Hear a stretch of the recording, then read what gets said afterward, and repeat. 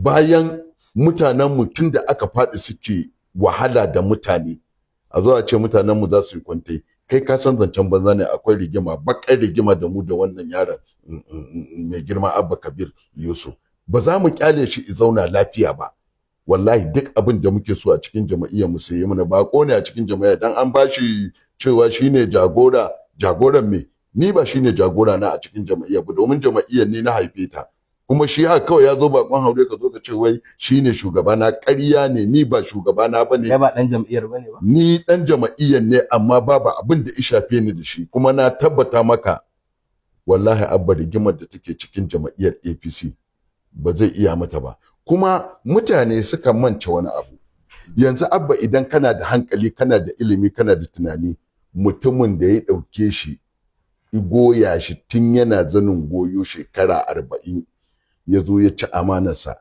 mu da muka gamu da shi a tasha kwanan nan tashar siyasa ka ce zai mana adalci a hankalin kanka kai a hankalin kanka ka tabbata Abba zai mana adalci dan ma kuke yi akan adalci ai yaudara ce ma idan ka ce Abba zai zo yi mana adalci domin bai wa mai gidansa Kwankwasa adalci ba wannan shi ya dauko shi tun yana zanin goyo PA kwamishina ya zo aka yakin neman zaben Kwankwasa ne yake hawa drum shi baya hawa saboda Kwankwasa aka zabe shi ba dan ina Abba ba kuma yanzu bai isa a zabe shi wai dan yana Abba ba amma mutane wanda zuciyarsu ta mutu watsatsin 'yan siyasa tambadaddin 'yan siyasa marasa mutunci yaran da suke maganganu na banza na wofi su zagi malamai su zagi 'yan siyasa su ci mutuncin mutane yau a ce wai su ne za su yi tallan Abba kai ka san mai hankali ba zai ba Abba ba kuma za mu tuna masa kaga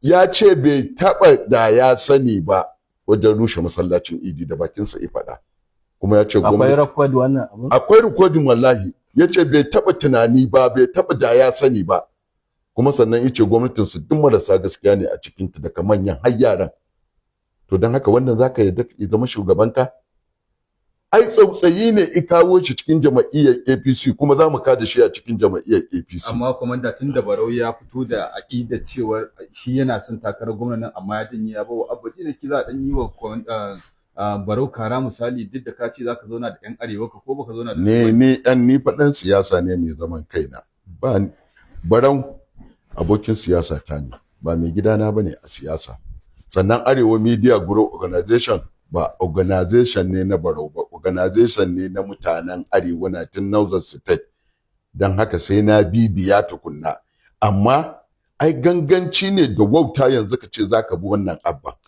to ka bi shi kai masa me waɗannan ma suka biyo shi akwai rigima idan suka ga ba za su samu takara ba to billahi sai sun matawaye mu kuma na ciki idan yace zai ba nasa takara to mu kuma yan halak din APC sai mun masa tawaye ai bari in gaya ma gaskiya rana zafi ne inuwa kuna a wajen gwamnan Kano ya ɗebi wasu lalatattun yara masu cin mutuncin mutane kusan duk galibin su ma zaka ga yan bilicin ne a ciki duk bilicin suke yi da yake wawaye ne yara tambadaddu waɗanda ma ana zargin su da wasu laifuka na ƙarƙashin ƙasa wannan ake zargin su gaba ɗaya zaka ga cewa an yarda cewa ma sai da kansu suke yi saboda lalacewa irin tasu wasu Abba ya ɗiba wasu za su kare Abba mutunci wasu za su zagi mutane su ci mutuncin mutane akan Abba to mu ku zo ku ci mutuncin mu dama kuna cin mutuncin mu ku zagi ubana ku zagi uwata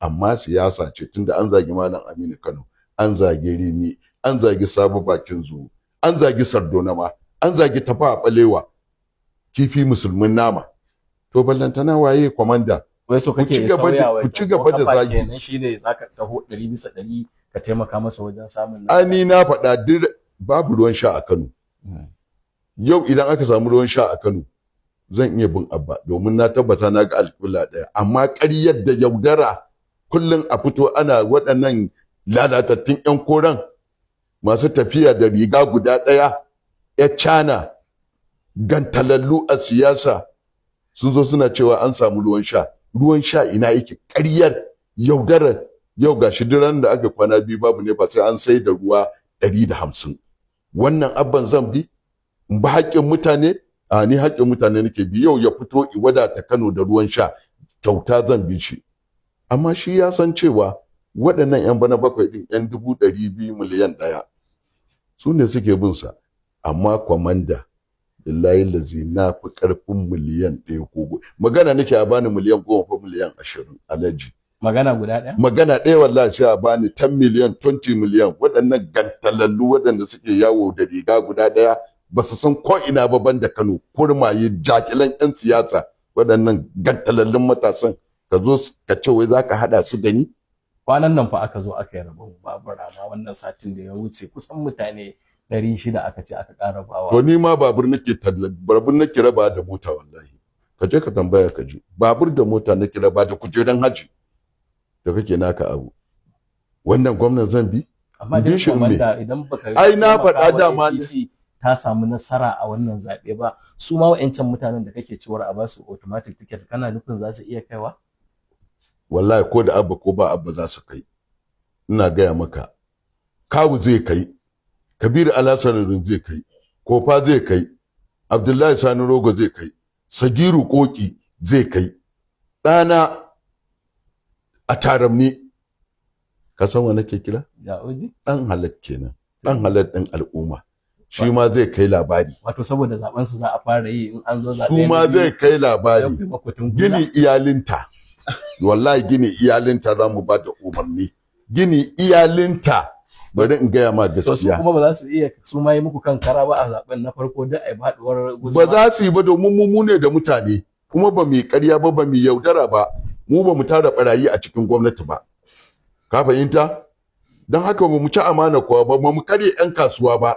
Wasu 'yan kasuwar sutura ya kama su, wasu sun mutu, wasu sun yi kafa ɗaya, wasu suna nan suna ciwon zuciya saboda abba ya rushe musu masallacin idi, ya rushe musu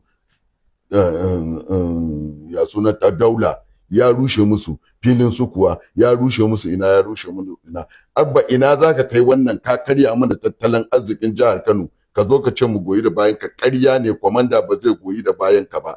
Kuma duk inda zan yi in yi da yadda Allah subhanahu wata'ala sai na faɗa mutanen Kano kar su zaɓe ka, saboda muna sa zuciya watakila Kwankwaso zai fito da mutumin kirki a ADC, to sai mu gini iyalinta. Kai fa ka ce a baya fa Kwankwaso ne ba da umarni akai wancan rushe-rushen wanda kai magana cewar ya ce gini ko ya kai tsawon kaza. Wannan ya faɗa. To kuma yanzu to amma kuma ai ba shi kuma ya rushe ba. Ya ce ko an yi gini iyalinta sai sun rushe, amma ba mu ga cewa bai bada umarnin a rushe ba. Gwamna ne ya bada umarnin a rushe, don haka gwamna ne ya rushe. To yanzu ba za ka iya shawartar misali sanata Barau akan abu guda biyu da zai gaya wa gwamna Abba cewar gwamna Abba ga abin da ya kamata kai a inda aka rushe na filin idi, ga kuma harkar ruwan sha ga abin da ya kamata kai a waɗannan abubuwa guda biyu, ba ka iya shawartar sanata Barau akan ya gaya wa gwamna Abba abin da ya dace a yi ba. In an gyara kai ma ka taimaka ba.